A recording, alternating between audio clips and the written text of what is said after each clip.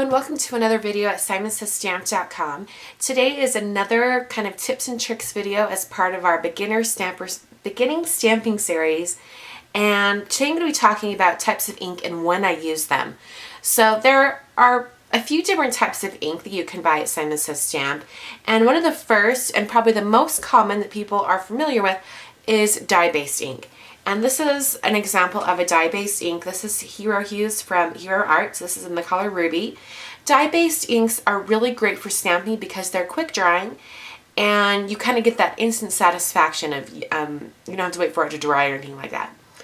The one thing that, depending on what you're using it for, you might not like to use this, is if your project is going to be in the sun a lot, because these types of ink do tend to fade in direct sunlight over time. So if you're going to be working on like a home decor project or something like that, this might not be the best solution for the type of ink that you want to use.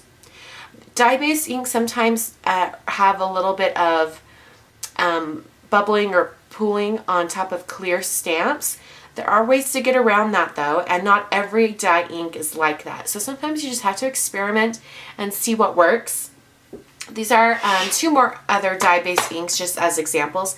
This is Hero Arts Shadow Ink, and then this is Tim Holtz Distress Ink. Distress ink is dye-based, but it is a little bit of a different formulation. It's water-based, and it works really, really well with, spritzing water or even using it like with watercoloring, things like that. It's a really fun ink. It sometimes doesn't work well for like sentiment stamping. Because it is water-based, it might not be as sharp as you need for text or things like that. But, it really just depends on the stamp, and it depends on how intricate and delicate those letters are in the text. So really just experiment, have some scratch paper nearby, see what works best for you. So those are dye-based inks. Now, if you're working on a home decor project, or even with scrapbooking, you need something that's a little bit more archival. And so pigment inks are perfect for that. Pigment inks, the closest thing I can describe them to is acrylic paint. They're really thick and take a little bit longer to dry. They're still a really great ink, and I've used them in the past for projects and things like that. It's not my go-to ink, but it's really great to have a few basic colors on hand for those instances when you do need to have something that's color fast and is going to last a really long time. So this is an archival ink, and it's just one of the Pigment Inks, the Brilliance pads. This is in Rocket Red. It's a really great color. I'm going to open it up for you. Pigment inks tend to have a little plastic case that goes on top. Now when you buy your pigment ink, don't get rid of this little plastic thing, because you need it to keep the ink pad nice and moist and fresh, because even though you have the lid on the ink pad, there's still a lot of air trapped around that ink pad, and it can dry it out prematurely. So if you just keep that plastic on there, it's a great idea. So there's pigment ink.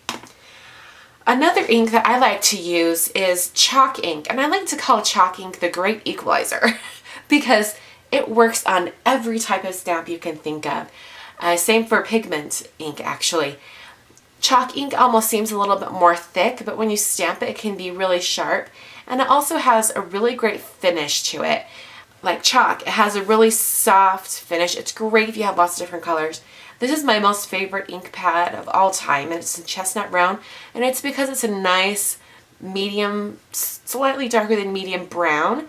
And it's just a really great neutral. So I really, really love chalk inks. They do tend to fade a little bit in the sun, but for general card making use or things like that, it's a great ink, and it's my most favorite. All right, here's another specialized ink. This is Watermark, and like it says on the ink pad, it's a Watermark Stamp Pad. This ink is a little bit different in that it's more sticky, and it goes on almost clear. Depending on the type of cardstock you're using, it will have that watermark effect. So it's really great for background stamps or things like that. And also because it is so sticky and a little bit clear, it's a great ink for embossing. It gives you a chance to get that embossing powder really sticking to the area that you've stamped. So I like to use it mostly for embossing, but I'll also use it for that watermark effect also. Alright, so this is another kind of specialized ink that you might not be using all the time. This is Stays On ink, and this is great for kind of slick surfaces or anywhere that your normal inks tend to kind of slide off. So StazOn ink is also great for watercoloring.